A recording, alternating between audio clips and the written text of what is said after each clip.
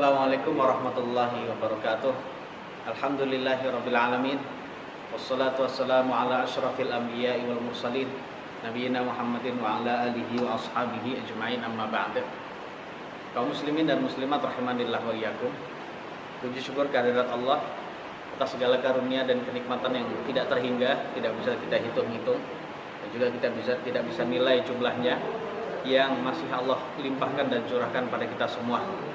Bahkan kalau kita ingin tahu jemaah sekalian, hidup kita benar-benar diliputi dengan nikmat. Musibah yang Allah berikan pada kita juga terdapat nikmat. Maka tidak ada alasan bagi kita untuk selalu mensyukuri nikmat yang Allah berikan pada kita semua. Musibah yang ada itu adalah sebagai nikmat juga. Ini adalah bagi orang yang berilmu. Namun bagi orang yang tidak berilmu, maka musibah itu adalah suatu siksaan bagi dia. Jemaah sekalian dirahmati oleh Allah Subhanahu wa taala, di kesempatan yang singkat ini kita akan mengkaji suatu tema yang sangat penting, itu tentang masalah al-kabair, yaitu dosa-dosa besar. Kita ambil dari kitab Al-Kabair juga.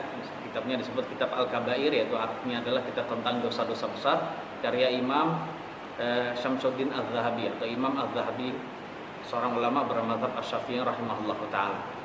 Di pertemuan yang pertama kita sudah bahas dosa besar yang pertama adalah syirik, ya. Dosa besar yang pertama adalah syirik. Nah, syirik ini intinya adalah kita menduakan Allah, menyamakan Allah dengan selain Allah di dalam sesuatu yang menjadi kekhususan bagi Allah. Jadi jamaah sekalian ya, kalau memang itu adalah sesuatu yang menjadi kekhususan bagi Allah, kita tidak boleh menduakannya. Ya, seperti itu keadaannya. Mari kita sudah jelaskan bahwasannya yang disebut syirik itu adalah apabila seseorang menjadikan sekutu bagi Allah, padahal dialah yang telah menciptakan kamu, kata Imam Az-Zahabi. Dan kamu menyembah selain Allah bersama dengan Allah, baik menyembah kepada batu, kepada manusia, matahari, bulan, kemudian nabi, pada seorang syekh gitu ya, atau ustadz gitu, pada seorang jin, pada jin gitu ya, kemudian pada bintang dan lain-lain, pokoknya selain Allah, bahkan pada malaikat. Ini adalah termasuk syirik. Kita juga sudah jelaskan kemarin suatu dalil dari firman Allah yang mulia, bahwasanya syirik itu adalah dosa yang tak terampuni jemaah sekalian. Ya, dosa yang tidak terampuni.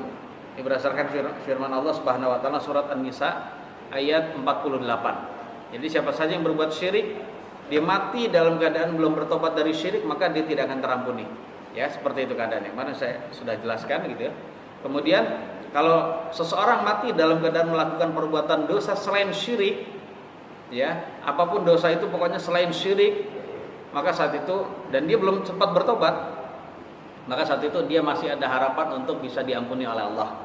Namun bagi orang yang Allah kehendaki jemaah sekalian. Artinya ketika Allah Subhanahu wa taala tidak mengampuni dosa syirik apabila dilakukan oleh seorang sampai mati, dan ada harapan mengampuni dosa selain syirik, berarti menunjukkan orang yang berbuat dosa syirik sampai mati itu tidak dihukumi sebagai orang yang beriman kepada Allah Subhanahu wa taala, alias dia dihukumi sebagai orang yang murtad, naudzubillah. Sebab kalau dia orang yang beriman, maka ada harapan diampuni jemaah sekalian. Jadi pengertiannya tidak diampuni, pelaku syirik tidak diampuni apabila melakukan sampai mati dan belum sempat tobat. Maknanya adalah apabila dia melakukan syirik ini sampai mati, dia tidak akan terampuni. Dia terkena musibah di dunia, tidak akan terampuni sampai meninggalnya. Sebelum meninggal dia dihukum atau diberikan cobaan dengan mendapatkan sakratul maut. Sakratul maut itu sakit sekali, itu juga tidak akan menghapus dosanya sedikit pun. Ketika dia menjumpai alam barzakh atau alam kubur, dia disiksa oleh Allah, dan siksaan di alam barzakh tidak akan mengurangi dosa dia sedikit pun. Di hari kiamat dia diberikan siksaan juga, diberikan kegalauan, diberikan keadaan yang sempit, diberikan keadaan yang gelap dan sebagainya. Ternyata itu tidak menghapus sedikit pun dosa dia. Dan ketika dia masuk dalam neraka pun demikian. Alias orang yang mati dalam keadaan syirik, dia sama seperti orang-orang yang tidak beriman pada Allah, dia akan masuk dalam neraka khalidina fiha abada. Dan kita juga sudah menjelaskan jemaah sekalian bahwasanya syirik merupakan kezaliman terbesar. Jadi makna zalim itu dalam bahasa Arab az-zulm buatu asy-syai'i fi ghairi mahallihi. Makna zalim itu adalah meletakkan sesuatu tidak pada tempatnya. Seorang hamba tugasnya apa? Dia menyembah kepada Allah yang esa. Karena dia saja yang menciptakan kita, ya mas sekalian, maka kepada dia saja kita menyembah. Namun ketika dia mengalihkan penyembahan itu kepada selain Allah, berarti dia meletakkan sesuatu tidak pada tempatnya. Dan ini adalah termasuk kezaliman yang besar. Kezaliman terbesar terhadap dirinya dan juga terhadap hak Allah Subhanahu wa taala. Walaupun Allah tidak ada yang menzalimi. Allah tidak merasa dizalimi. Karena setiap orang ya, ketika dia berbuat syirik itu adalah memberatkan dia, tidak Allah, ya. Keadaannya seperti itu. Kemudian kalau dia berbuat tauhid, dia mentauhidkan Allah, maka manfaatnya kembali kepada dia, bukan kembali kepada Allah Subhanahu wa taala.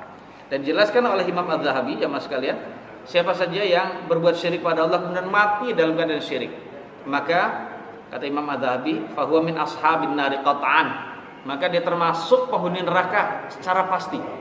Secara pasti jamaah sudah bisa dipastikan dia penghuni neraka. Sebagaimana kata Imam Az-Zahabi, seseorang yang beriman kepada Allah dan mati dalam keadaan beriman, maka dia termasuk ahli surga walaupun dia sempat disiksa dulu. Jadi artinya walaupun dia sempat disiksa, masih ada harapan dia akan masuk ke dalam surga. Namun dia pelaku syirik, tidak ada harapan masuk ke dalam surga sama sekali. Dia akan disiksa selama-lamanya. Kemudian Imam Az-Zahabi menyampaikan hadis Nabi yang berikutnya, ala unabbiukum bi akbaril kabair, maukah kalian saya beritahu tentang dosa-dosa besar yang paling besar? Jadi kata sabda Nabi, akbarul kabair, dosa-dosa besar yang paling besar, berarti menunjukkan ternyata dosa besar itu juga bertingkat-tingkat ya mas kalian. Jadi tidak satu tingkat, satu level, tidak. Jadi berlevel-level gitu ya. Kemudian Nabi bersabda al-isyraku billah. Jadi dosa-dosa besar yang paling besar yang pertama adalah al-isyraku billah. Itu menyekutukan Allah Subhanahu wa taala. Dan ini hendaknya menjadi peringatan yang keras bagi kita agar kita dalam hidup ini jangan sekali-kali berbuat syirik pada Allah Subhanahu wa taala. Karena syirik kepada Allah ini termasuk dosa nomor 1. Jadi dosa nomor wahid ya, dosa besar yang nomor wahid. Nah, adapun dosa-dosa yang lain, ya dosa besar yang lain nanti akan kita sebutkan, itu adalah di bawah syirik jamaah sekalian. Jadi perlunya kita benar-benar berhati-hati. Konsekuensinya jamaah sekalian, ketika kita sebagai hamba Allah sudah mengetahui syirik itu benar-benar keras dan berat, bahkan abadi siksaannya di hari kiamat, maka kita juga harus belajar tauhid. Jadi bagaimana kita bisa mengetahui syirik, kemudian kita bisa menghindarinya, sedangkan kita sendiri tidak mau mengkaji tentang masalah tauhid ya mas sekalian. Jadi kita pelajari masalah tauhid agar kita bisa mengetahui mana yang syirik, mana yang tidak syirik. Karena umat ini ya mas sekalian akan terlepas seutas demi seutas agamanya. Itu apabila tidak mengerti perkara jahiliyah, nggak ngerti perkara yang menyebabkan dia syirik, jatuh pada syirikan, kekufuran, tidak mengerti. Taunya ini boleh saja. Karena ini adalah suatu budaya, ya salah satu adat istiadat, dikatakan boleh gitu saja. Tidak demikian. Semua budaya itu bisa diterima dalam Islam selagi tidak bertentangan dengan Islam. Maka yang jadi ukuran, yang menjadi tolak ukur itu adalah, atau menjadi yang bisa menimbang-nimbang ini benar atau salah, itu adalah syariat kita yang bersumber dari wahyu, itu Al-Quran dan Sunnah Nabi yang sahih. Jadi seperti itu jamaah sekalian.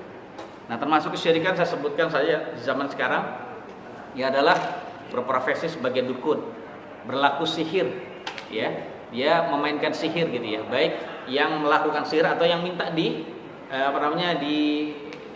dibuatkan sihir gitu ya. Termasuk juga menyembelih untuk selain Allah dalam rangka mendekatkan diri kepada selain Allah. Contohnya mendekatkan diri kepada penghuni pantai selatan, itu sama aja mas sekalian. Atau mendekatkan diri kepada jin-jin yang menghuni suatu tanah agar saat membangun itu tidak diganggu oleh jin-jin. Jadi menyembelih hewan kemudian ditanam kepala kerbau atau ayam cemani itu di situ. Ini termasuk ya ada syirik besar ya mas sekalian. Nah, yang dimaksud di sini adalah syirik besar seperti yang tadi kami sebutkan itu. Termasuk sujud kepada kuburan, berdoa kepada penghuni kuburan, bukan berdoa kepada Allah tapi berdoa kepada penghuni kuburan. Ya, ini adalah termasuk syirik besar gitu ya. Kemudian sujud kepada selain Allah juga gitu ya, dan lain-lain seperti itu. Ya, hendaknya kita belajar ya mas sekalian agar kita benar-benar tahu macam-macam syirik, kita bisa menghindarinya. Jadi belajar syirik, belajar tauhid, kemudian macam-macam syirik dalam rangka untuk bisa menghindarinya, bukan untuk melakukannya. Ya, saya rasa itu saja tambahan sedikit dari masalah syirik. Kemudian kita akan menginjak dosa besar yang kedua ya mas sekalian. Ini penting juga untuk kita hindari. Nah, perlu diingat bahwasanya dosa besar yang nomor 1 adalah syirik. Kemudian dosa besar yang berikutnya ini adalah di bawah syirik semua. Tapi walaupun di bawah syirik ya jamaah sekalian ya, ini adalah benar-benar harus kita hindari semua. Karena siapa yang menjamin kita akan selamat di akhirat kalau kita tetap terus dalam dosa besar ini. Tapi yang kedua, dosa besar yang kedua adalah qatlun nafs, yaitu membunuh jiwa. Membunuh jiwa yang haram untuk dibunuh jamaah sekalian ya. Jadi membunuh jiwa yang haram untuk dibunuh. Nah, tentang masalah membunuh jiwa ini jamaah sekalian ya, Allah Subhanahu wa taala telah berfirman kepada kita dalam surat An-Nisa ayat 93, A'udzu billahi minasyaitonir rajim. Wa may yaqtul mu'mina muta'ammidan fajazaohu jahannamu khalidan fiha wa ghadiballahu 'alaihi wa la'anahu wa a'adda lahu 'adzaban 'azima.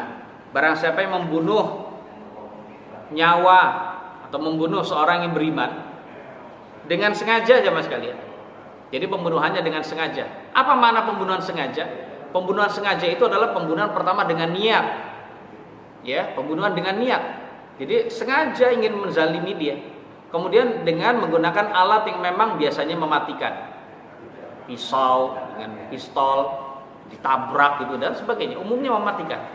Itu makna pembunuhan sengaja jemaah sekalian. Memang ada niat ingin menyakiti, kemudian alat yang digunakan juga alat yang mematikan. Itu makna bunuh dengan sengaja. Termasuk kalau sekarang adalah pembunuhan dengan direncanakan.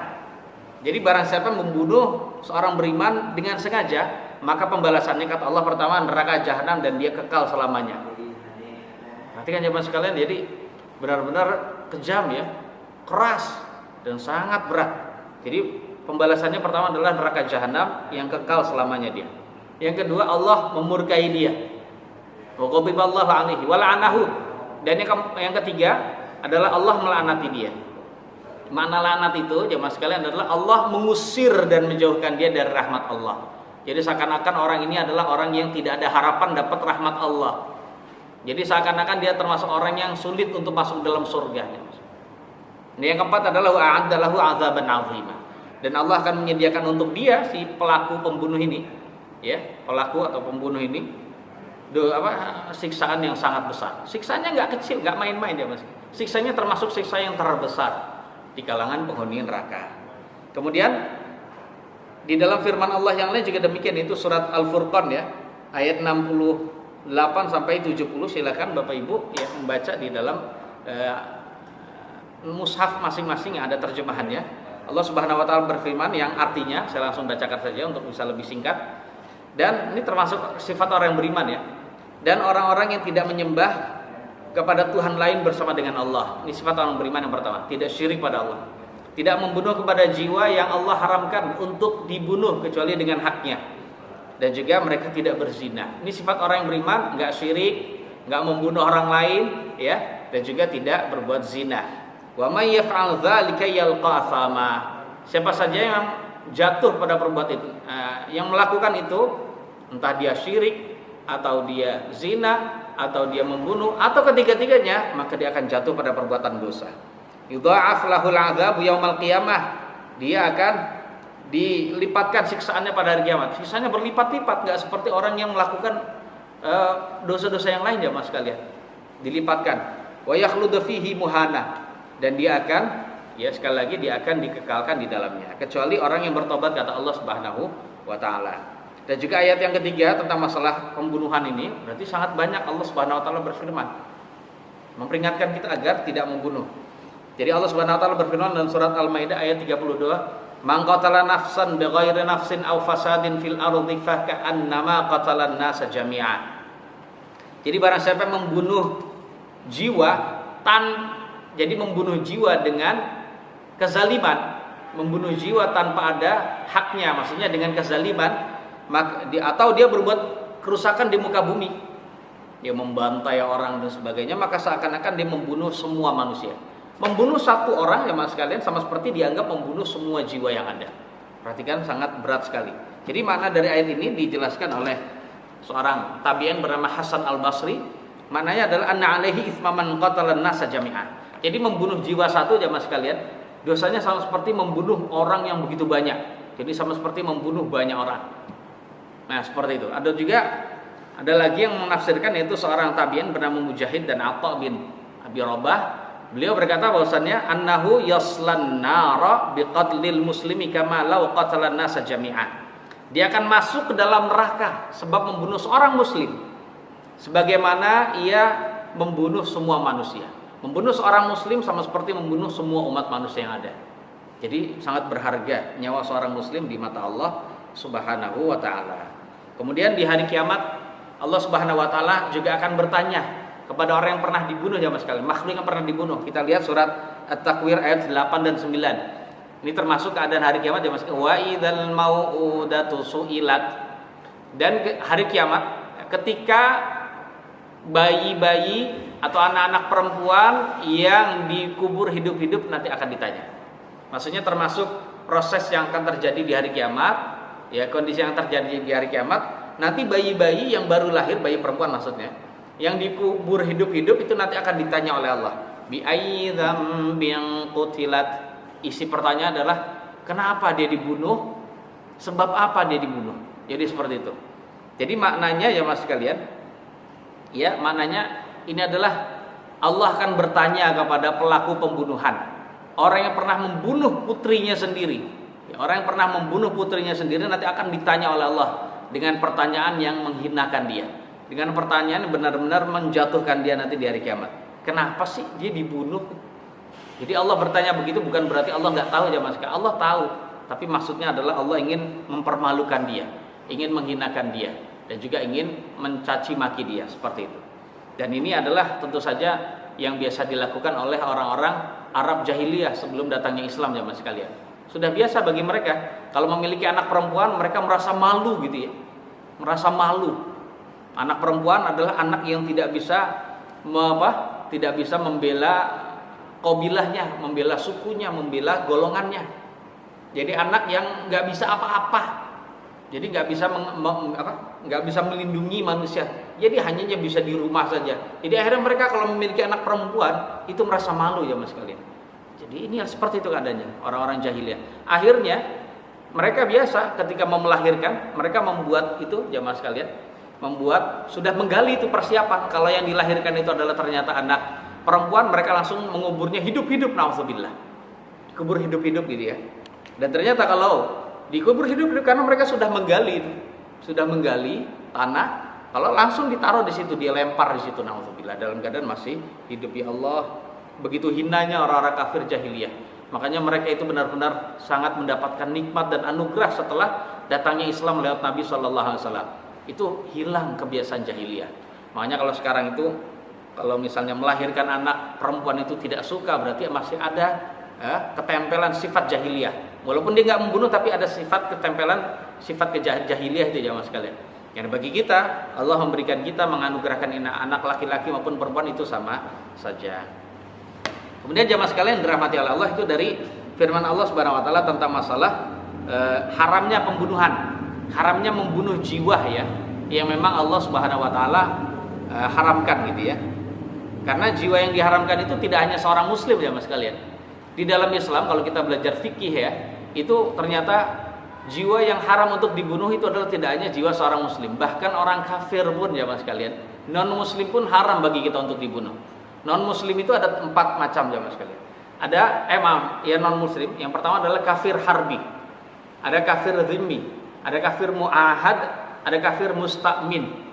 Kafir yang pertama kafir harbi, kafir yang memerangi. Kafir harbi ini ya Mas sekalian adalah kafir yang kita halal membunuhnya, karena dia memerangi kita halal membunuhnya. Kemudian ada kafir lain yang 4 ini, yang 3 ya. 3 yang kita tidak boleh membunuhnya. Siapa itu? Yang pertama adalah kafir zimmi. Non muslim yang disebut zimmi. Siapa dia? Yaitu adalah orang kafir atau non muslim yang tinggal di negeri muslim dengan mendapatkan jaminan keamanan dari pemimpin umat Islam. Nah ini contohnya tetangga kita, dia tidak memerangi kita haram untuk membunuh dia. Nah seperti itu ya.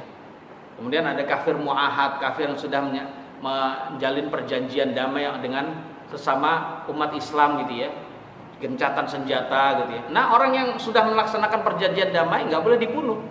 Begitu juga ada orang kafir yang disebut kafir musta'min atau kafir musta'man. Itu orang kafir yang meminta jaminan keamanan, kemudian diberikan jaminan keamanan oleh pemimpin kita. Nah orang kafir seperti ini walaupun dia contohnya orang Yahudi di Palestina membunuhi saudara kita, kemudian masuk ke negeri kita dengan jaminan keselamatan dan keamanan dari pemimpin kita, kita tidak boleh membunuh Yahudi yang di sini jamaah sekalian. Ini nggak boleh gitu ya, seperti itu kan. Jadi itulah ternyata orang kafir itu dihargai nyawanya di dalam Islam. Ya sama seperti orang muslim juga dia. Tapi Di dalam hadis Nabi yang mulia jemaah sekalian. Nah, begitu juga tidak kalah ya, benar-benar memperingatkan kita agar tidak sampai terjadi pembunuhan. Di antaranya adalah hadis Nabi yang mulia, Nabi sallallahu alaihi wasallam pernah ditanya ayu dzambi a'adzam, wahai Nabi, manakah dosa yang paling besar? Kemudian Nabi bersabda, anta ja'ala lillahi niddan wa huwa khalaqa. Yang pertama adalah kamu menjadikan sekutu bagi Allah, sekutu di dalam persembahan, keyakinan bahwasannya dia ada yang menciptakan selain Allah, itu termasuk sekutu bagi Allah, padahal dialah yang telah menciptakan kamu. Dia sudah menciptakan kamu, memberi rezeki kamu, dan semua nikmat yang ada, seperangkat nikmat ketika lahir sampai dewasa, namun ternyata kamu malah menyekutukan dia. Ini adalah dosa terbesar seperti yang tadi kita sudah sebutkan. Tsumma ayyu, kemudian Nabi ditanya lagi, kemudian apa lagi wahai Nabi? Kemudian Nabi bersabda, antaqtula waladaka khasyata an yuta'ama ma'ak, atau ayyata'ama ma'ak. Yaitu yang kedua adalah kamu membunuh anakmu sendiri karena khawatir dia makan bersama kamu. Karena kamu khawatir dia menghabiskan jatah rezeki kamu. Nah, itu tadi ya. Karena seperti itulah ini akan menjadi dosa yang besar. Ya, seperti itu ya. Jadi jamaah sekalian dirahmati Allah. Jadi intinya umumnya, ini menjelaskan tentang umum saja jamaah sekalian. Jadi kalau ada orang yang khawatir anaknya itu akan menghabiskan jatah rezekinya, orang yang seperti ini adalah orang yang menganggap bahwasanya rezeki itu adalah dari dia. Ini adalah hakikatnya adalah orang bodoh. Jadi yang benar itu adalah rezeki dari Allah Subhanahu wa taala. Jadi memberikan rezeki Allah. Anak itu datang dengan rezekinya. Suatu saat ketika lahir anak yang baru, Allah tingkatkan rezeki kita, itu adalah sebenarnya adalah rezeki yang Allah titipkan, rezeki anak yang Allah titipkan lewat kita. Jadi seperti itu jamaah sekalian. Jadi jangan menganggap bahwasan kitalah yang menghasilkan rezeki untuk anak. Ini adalah suatu perkara dan juga keyakinan jahiliyah. Makanya kita tidak boleh takut banyak anak. Ya, seperti itu ya, tidak boleh takut banyak anak.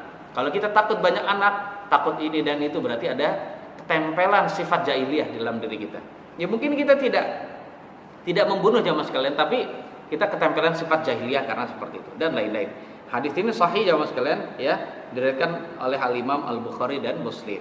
Jadi ini benar peringatan bagi kita, tidak boleh kita takut. Termasuk jamaah sekalian, ya termasuk membunuh anak kita, khawatir dengan alasan oleh orang sekarang itu khawatir tidak bisa memberi makan, khawatir tidak bisa mendidiknya. Akhirnya anak yang sudah jadi itu sudah jadi dibunuh.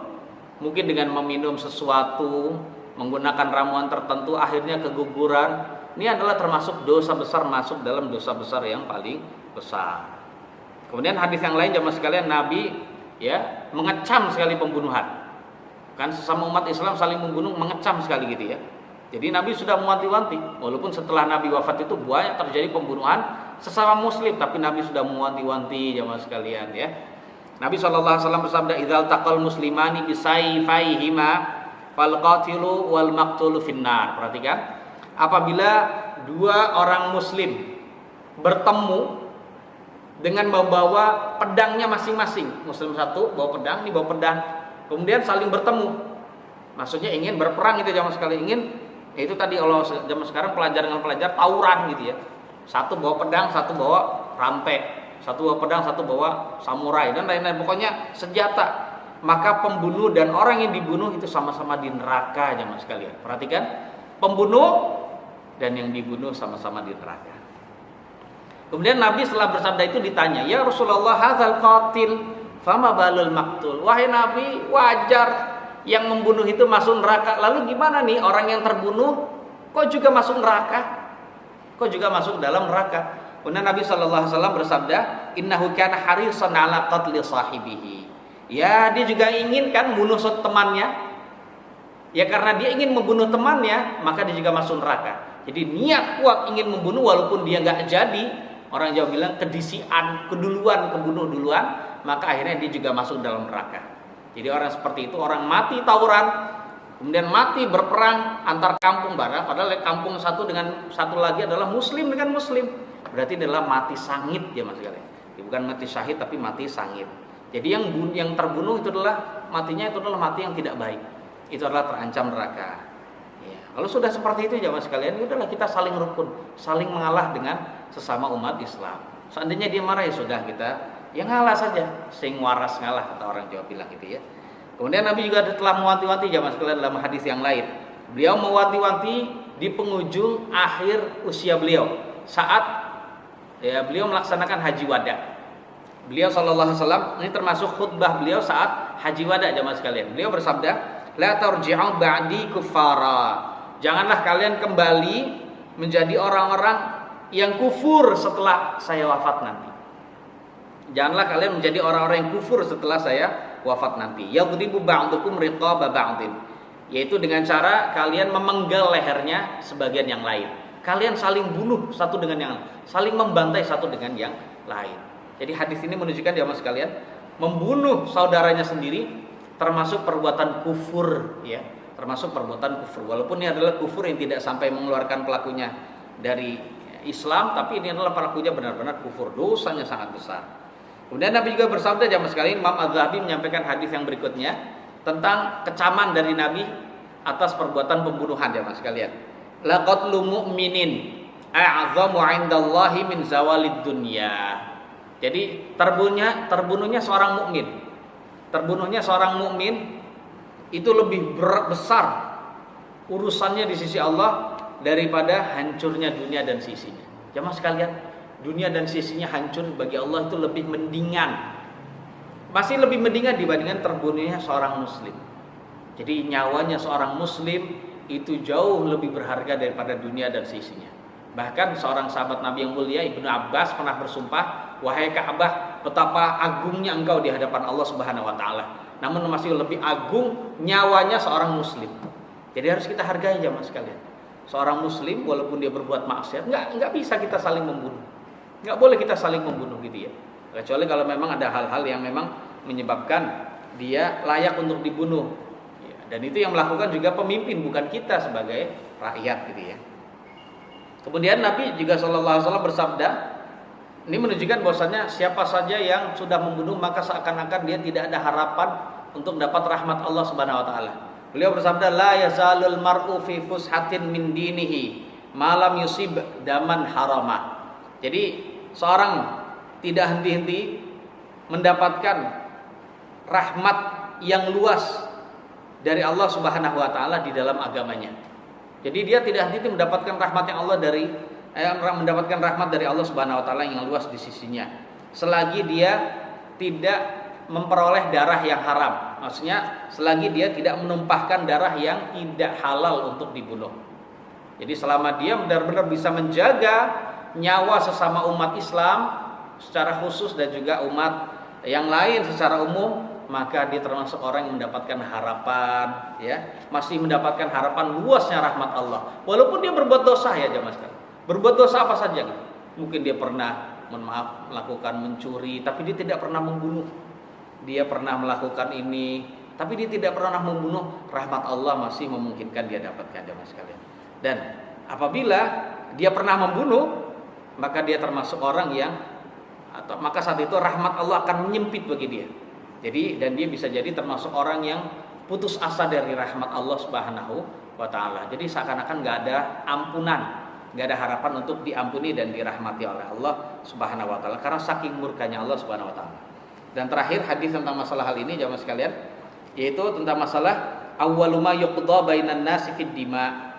Jadi jamaah sekalian, Nabi bersabda, urusan pertama kali yang akan diputuskan di antara manusia adalah permasalahan darah, pembunuhan. Maka siapa saja yang pernah melakukan pembunuhan, maka inilah yang diputuskan pertama kali. Kalau diputuskan pertama kali, pelakunya yang duluan masuk ke dalam neraka. Nah, gitu ya. Kalau masalah berkenaan dengan hak Allah, yang pertama kali dihisap adalah sholat. Maka jagalah sholat dan juga jagalah jagalah darah dan juga kehormatan sesama umat Islam khususnya gitu.